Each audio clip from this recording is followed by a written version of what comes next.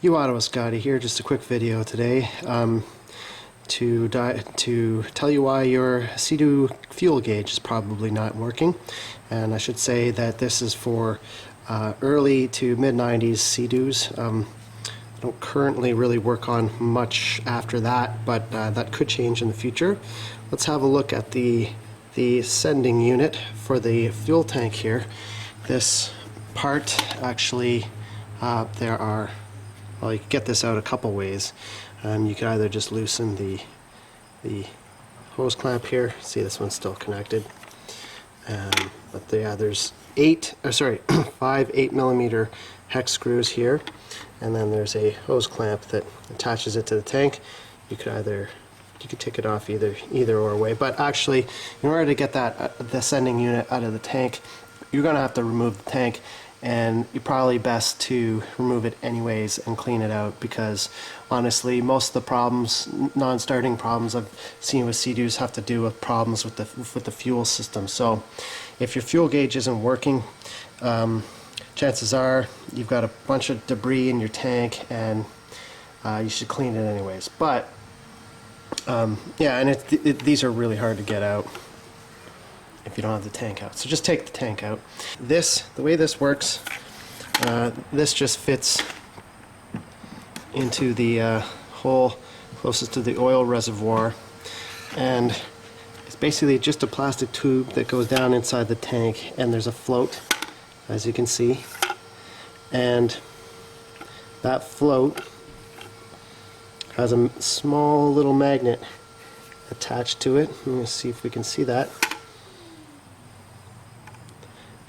So actually this one has the magnet missing. So right where that float is there's a little notch just ahead of this metal retainer, where there should be a magnet there, and that magnet basically closes a bunch of these reed switches as it moves up and down the sending unit. You can see a series of resistors.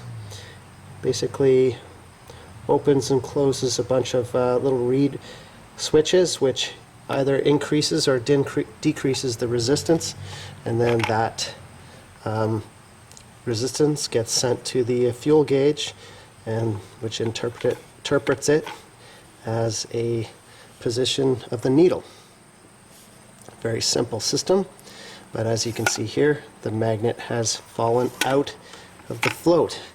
The magnet was retrieved out of the fuel tank, but me being Scotty, I have put the magnet down on my bench and I've lost it. So I have another sending unit here, which has a float that does still have the magnet attached.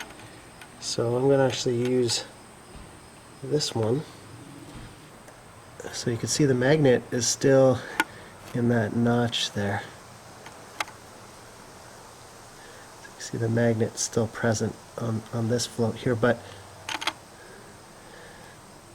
the problem with this one is that, you know, I was thinking about just putting this in the fuel tank, but if we look at the condition of the reed switches and the resistors on this one, they're really not in that good shape. So I'm going to take the float out of this and put it in that one, and I'm probably going to put a little bit of